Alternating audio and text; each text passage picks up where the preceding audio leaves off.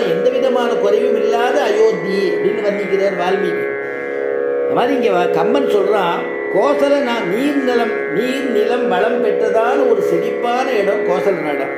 அப்படிப்பட்டதான் நாடுடைய வள்ளல் அந்த ராமபிரான் என்ன சொன்னார், இந்த மாதிரி இன்னைக்கு போயிட்டு இன்று போய் நீ நாளைக்கு வா யுத்தத்துக்கு யோஜனை பண்ணிட்டு வா. மேலும் ராமன் சொல்கிறாராம், ராவணா நீ சிறை வச்சிருக்கிய சீதா பிராட்டிய அதை நீ கொடுத்துடு, என்கிட்ட கொடுத்துட்டீங்கன்னா யுத்தம் நான் பண்ண மாட்டேன். உன்னுடைய இன்னொரு காரியம் நீ என்ன பண்ணணும்னா, உன்னுடைய தம்பி விபீஷணன் இருக்கானே அவனுக்கு இந்த ராஜ்யத்தை அவன்கிட்ட ஒப்படைச்சுடும். இந்த ராட்சச ராஜ்யத்தை சாம்ராஜ்யத்தை விபீஷணன்கிட்ட ஒப்படைச்சுடும். நீ அவனுக்கு கீழே இருந்து அவன் ஏவல் பண்ணக்கூடிய ஒரு கிங்கரனாக இருந்து நீ அவனுக்கு சேவை பண்ணு.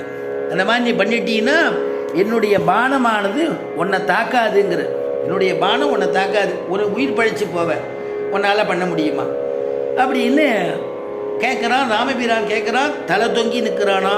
அப்படியே ராவணன் ஒன்று பதில் சொல்லாமல் கம்பன் இங்கே ஒரு பாசுரத்தில் அனுபவிக்கிறார். எப்படி அவன் போனான், அந்த போர்க்களத்திலேருந்து எப்படி போனாங்கிறத அற்புதமாக அனுபவிக்கிறார். வாரணம் பொருதமார்போம் வரையினை எடுத்த தோளும், வாரணம் பொருதமார்போம் வரையினை எடுத்த தோளும், நாரத முனிவர்க்கேற்ப நயம்பட உரைத்த நாவும், வாரணம் பொருதமார்போம் வரையினை எடுத்த தோளும். ராவணனுக்கு என்ன பெருமையா, என்ன பண்ணுவானா, கொஞ்சம் பொழுது போலன்னா என்ன பண்ணுவானா, அவனுடைய நந்தவனத்தில் இருக்கக்கூடிய யானைகள், தந்தங்களோட கூடியதான யானைகள் இருக்கு, அதை தன்னுடைய மாரில் முட்டை சொல்லுவானாம். யானை முட்டித்துன்னா அந்த மாரில் தானே ஆபத்து ஏற்படணும், ஆனால் தண்டம் முறிஞ்சு போயிடுமா யானைக்கு. அப்போ அவன் மாரை தட்டிப்பானா, என்னுடைய இதான வஜ்ரம் போல இருக்கு என்னுடைய மார்பு, என்னிடத்துல கூட அந்த யானையால் ஒன்றும் புகுத்த முடியல அப்படின்னு அவன் பெருமைப்பட்டுப்பானான். அதனால் வாரணம் பொருத மார்பும் வரையினை எடுத்த தோளும், கைலாசத்தையே தன்னுடையதான தோள்னால தூக்கினார் இல்லையா, அந்த பெருமையை பெருமை உடையவனா, அவ்வளவு தோல் பலமா அவனுக்கு. அதனால் வாரணம் புருத மார்பும் வரையினை எடுத்த தோளும், அவனுடையதான வாக்கு எப்படி இருக்குங்கிறத கம்பன் அனுபவிக்கிறார். நாரத முனிவர்க்கேற்ப நயம்பட உரைத்த நாவும், நாரத முனிவர்க்கேற்ப, ராமாயணம் ஆரம்பிக்கச்சே நாரதரை பற்றி சொல்லும் பொழுது தபஸ்வாத்தியாய நிரதம் தபஸ்வி வாக்விதாம்பரம் நாரதம்.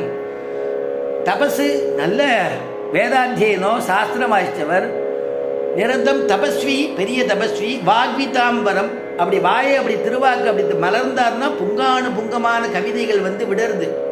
நம்மாழ்வார் சொல்கிறார், சொல் பணிசையாயிரத்துள் இப்பத்துங்கிற சொல் பெருமாளை பற்றி பேசணும்னு ஆழ்வார் நினச்சுட்டாருன்னா சொல்லு தானாக வருதான். சொல்லு அவளுக்கு பணி செய்யறதான். சொல் பணிசையாயிரத்துள் இப்பத்தும்னு சுவாமி நம்மாழ்வார். அந்த மாதிரி இங்கே அவருடையதான கவி சாமர்த்தியத்தை சொல்லும்பொழுது முதல் ஸ்லோகத்திலேயே தபஸ்வாத்தியாய நிரதம் தபஸ்வி வாக்விதாம்பரம் நாரதம். அவர் யாரோட பேசினார், பரிபப்ரச்ச, யாரிடத்துல பேசினார், வால்மீகியின் இடத்துல பேசினார். அதனால் பரிபப்ரச்ச வால்மீகி முனிபுங்கவம், அவரிடத்துல பேசுகிறார். அப்பா உங்களுக்கு தெரியுமா, இப்படி ஒரு ஆச்சரியமான 61 குணங்கள் இருக்கக்கூடியவா இருக்கணும், 16 குணங்கள் கொண்டவராக இருக்கணும், அந்த மாதிரி இருக்கக்கூடியவர் யாராவது இங்கே இருக்காளா அப்படின்னா அப்புறம் அவர் இருக்கிறாரு, இக்ஷ்வாகு வம்ச பிரபவகான்னு ஆரம்பிக்கிறார். அப்படிப்பட்டதான நாரதர் அப்புறம் சம்க்ஷேபமாக ராமாயணத்தை உபதேசம் பண்ணுறார் வால்மீகிக்கு. அப்புறம் தானே வால்மீகி எழுத ஆரம்பிக்கிறார். அப்போ நாரத முனிவர் போல இவனுக்கு வாக்கம். அதுக்கு சொல்கிறதுக்கு காரணம் என்னன்னா, சாமவேத பாரங்கதன்.